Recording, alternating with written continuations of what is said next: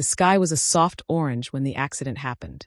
There was no screeching of brakes, no dramatic crash, just a sudden, heavy thump that echoed across the quiet rural road. Dust flew up, birds startled from nearby trees. A Mustang, a wild, beautiful creature with a scar across its flank, lay on the gravel, legs trembling, eyes wide with shock. Its chest heaved as pain rippled through its body. And the man behind the wheel? Farmer Dale. He stepped out of his weathered old pickup truck, hands shaking, heart racing. No, no, no. What did I do? He muttered. He hadn't seen it. The Mustang had leapt from the brush at just the wrong moment. An accident. A horrible, heart-wrenching accident. Dale had lived his whole life respecting the wild Mustangs that roamed the outskirts of his ranch. He never thought he'd hurt one. But now one of them lay before him, bleeding, barely conscious. A young mare, maybe 3 years old. The way her eyes darted, frantic, terrified, broke something inside him. He crouched near her slowly, not wanting to spook her more. Easy now, girl. I'm not going to hurt you. But she flinched at his voice. She tried to rise, but her hind leg collapsed beneath her. She let out a low, pained sound. That sound stayed with Dale. It cut deeper than any scolding he'd ever gotten in his 60 years. A car drove by slowly, the driver watching with curiosity. Dale waved them past. This wasn't a spectacle. This was personal. He pulled out his phone and called the vet. "Doc," he said, voice shaking. "I hit a Mustang. She's alive but not moving right. You gotta come. Please." "Dale, the wildlife team won't like us interfering." "I don't care," he snapped. "If I wait for them, she'll be dead." There was silence on the line, then a sigh. "Send me your location." Dale took off his flannel shirt and gently laid it over her. She flinched again. Blood soaked through the fabric. "I'm sorry, girl," he whispered. "I'm so sorry." Minutes ticked by like hours. The wind rustled the trees above them, and every time the mare tried to move, Dale winced. He could have walked away, said it wasn't his fault, but he couldn't. Something in the way she looked at him, like she didn't understand, like she just wanted it to stop hurting, kept him rooted. When the vet finally pulled up, Dale rushed over. "She's young," Doc whispered, crouching beside her. "And lucky. If the impact had been a few inches higher. Can you save her?" Dale's voice cracked. "I don't know yet." They worked quietly, cutting away blood-matted fur, checking her breathing, splinting her leg. Doc injected a mild sedative. The mare's muscles relaxed slightly, her breathing slowing. Dale kept talking to her the whole time, his rough farmer's voice unusually soft. "You're gonna be okay, girl. I promise you." When they tried to move her onto a makeshift stretcher, she cried out. Dale nearly lost it. He bit his lip and held her neck gently. "You gotta trust me now. Just one more bit of pain, then we get you out of this." With great effort, they got her into the vet's trailer. Dale followed in his truck, eyes never leaving the rear view. At the clinic, Doc looked at him. "She needs time. Space. Quiet. We can keep her here. But she may not make it." Dale hesitated. "Let me take her to my barn." "Dale, that's not legal." "Maybe not. But it's right." The vet nodded slowly. "Then it's your responsibility." Back at the ranch, Dale converted his hay barn overnight. Fresh straw, clean water, padded walls. He even brought in a heat lamp. That night, he didn't sleep. He sat beside the injured Mustang, listening to her soft breathing, watching her chest rise and fall. "Please live," he whispered. "I'll do whatever it takes." And as the moonlight poured through the rafters, casting a soft glow over her battered body, something shifted in the air. She opened her eyes, and for the first time she didn't look at him with fear, but with quiet, exhausted trust. Dale smiled, blinking back tears. He had broken something precious. Now he was determined to help it heal. End of section 1. The next morning, light streamed through the barn slats, casting golden stripes across the sleeping Mustang. Dale hadn't left her side. His back ached from leaning against the rough wooden wall, but he didn't care. When the mare stirred, groaned, and slowly blinked at him, a flood of relief washed over him. "Good morning, sunshine," he whispered with a dry chuckle. "You're still with me." He had named her Rain. Not because it was raining, it wasn't, but because something about her reminded him of rain. Wild, untamed, and yet somehow cleansing. Her body still trembled. The leg was wrapped, her side stitched, but the pain was clearly still there. She didn't try to stand. Dale didn't push her. Instead, he laid some fresh apples and carrots on a towel nearby and sat down again, letting her get used to his presence. As the day passed, word started to spread. Neighbors drove by slowly, eyes squinting toward the barn. A few stopped. "Dale, you serious? You're keeping a Mustang in your barn." "It's temporary," he replied. "You could get fined. Maybe worse. I already hurt her once. I ain't gonna abandon her now." The sheriff showed up that evening. He leaned against his cruiser, arms crossed. "You know this ain't legal, right?" "I know. And you're still doing it?" "She deserves a chance. I'll take the heat." The sheriff sighed. "Just keep the gate closed and don't advertise." I didn't see anything. That night, Dale brought his old radio into the barn. He played soft country tunes, hoping it might soothe her. When Willie Nelson started singing softly in the background, Dale watched as Rain's ears twitched. A small thing, but it felt like progress. The real progress came 3 days later. He walked in with a bucket of warm oats and found her trying, shakily, to rise. Her front legs pressed into the straw, her head raised. He froze, afraid she might hurt herself. But Rain looked at him with fire in her eyes, like she was saying, "Don't you dare stop me." With a grunt, she pushed up, wobbled, then fell back with a thud. Dale rushed over, cradled her head gently. "Easy, girl. You're not ready yet."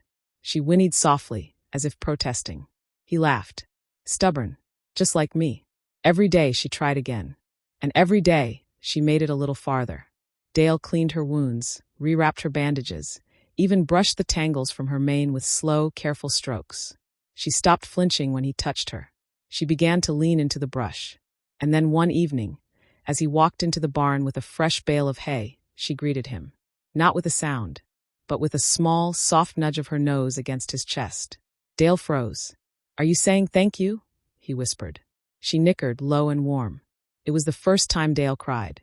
Not out of guilt or fear or pain, but because something broken had started to heal, not just in her, but in him too.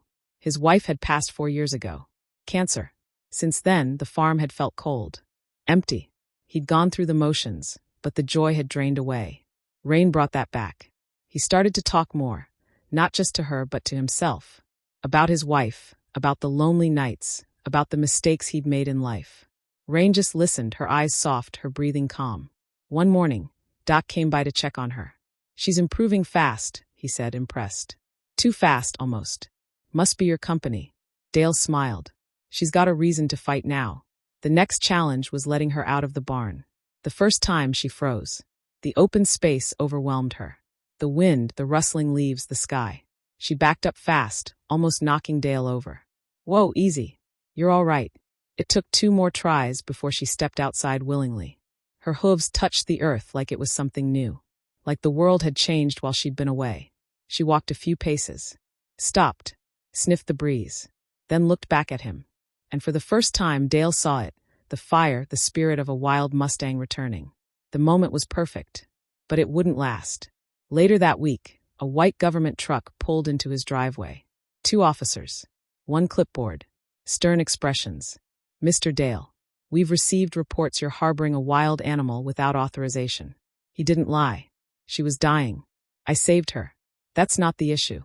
You interfered with federal wildlife protection statutes." Dale stood tall. "Then charge me. But you're not taking her. Not now." They looked at each other, unsure. "She's almost healed," he continued. "Give me 1 more week. Then I'll let her go myself." The officer with the clipboard paused, then nodded once. 1 week.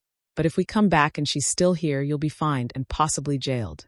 Dale didn't blink. Understood. That night, he sat by Rain's side again, this time with a heavy heart. 1 more week, girl. Then you go back to your herd. Free. Like you were meant to be. Rain didn't understand the words, but she felt the sorrow in them. She nudged his shoulder again, gently. And Dale closed his eyes. 1 more week. 1 more week to say goodbye. End of section 2. The final week came and went like falling leaves in autumn. Quiet, beautiful, and heavy with emotion. Each morning, Rain grew stronger. Her limp faded. Her eyes, once clouded with fear and pain, now gleamed with energy. She whinnied when Dale entered the barn. She even trotted in short bursts around the fenced paddock he'd built just for her. Dale watched her with a mixture of pride and sadness. He had nursed her from the edge of death. But every hoofbeat she took toward recovery also carried her closer to leaving. He tried not to count the days, but the deadline loomed. The officers would be back. And this time they wouldn't allow grace. One morning, as the sun crested over the hills, Dale leaned on the paddock fence, a coffee cup in hand, eyes following Rain's strong gait. "You're ready," he murmured. "But I'm not." She flicked her tail and gave a short, playful snort, as if teasing him. He chuckled. "Don't mock me, girl. You're the one breaking hearts." That evening, Dale walked to the nearby clearing, the open range where wild Mustangs sometimes passed through. He hadn't seen a herd in months, but he'd seen tracks. He knew they were near. He left the paddock gate open that night, just in case. But Rain didn't leave. She stayed by the barn, sleeping near the fence, her head turned toward the house. 2 days later, the officers returned. Rain stood tall now, free of bandages, her coat brushed and glossy. One officer raised a brow. "She looks like a new horse." "She's healed," Dale said simply. "Then it's time." Dale opened the paddock gate again. No ropes. No harness. He walked in front of her, leading her to the clearing with just his voice. "Come on, Rain. This is it." She followed, step by step, her ears twitching at the open field. The wind carried wild scents, familiar ones. The sound of hooves in the distance. A flicker of recognition. And then, like fate had planned it, a group of Mustangs appeared on the ridge. 7 or 8. Their leader, a tall black stallion, neighed down the slope. Rain froze. She looked at Dale, then at the herd, then back at him. He whispered, "Go.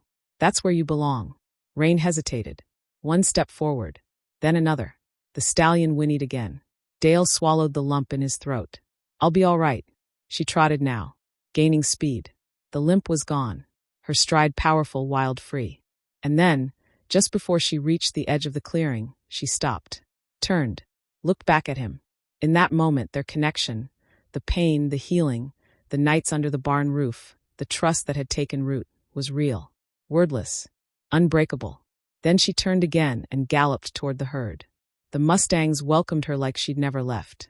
Dale stood there long after they vanished over the hill. He didn't cry. Not this time. Because it didn't feel like loss. It felt like closure.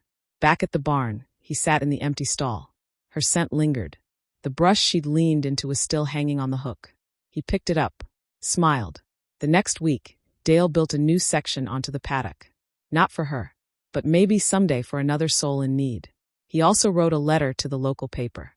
Not to protest the laws, but to thank the town, the sheriff, the vet, even the officers, for letting him finish what he'd started. The story spread. People sent letters, photos of rescued animals. Some stopped by just to say they were inspired. One little girl showed up with her mother, holding a sketch of Rain and Dale in crayon. "She was really pretty," the girl said. "She still is," Dale replied with a gentle smile. And every so often, just as the sun dipped below the hills, Dale would walk to that clearing, stand there, and sometimes, just sometimes, he'd spot a familiar silhouette on the ridge. Tall, proud, with a long mane dancing in the wind. Rain. She never came close again. But she didn't have to. She remembered. And so did he. / End of story.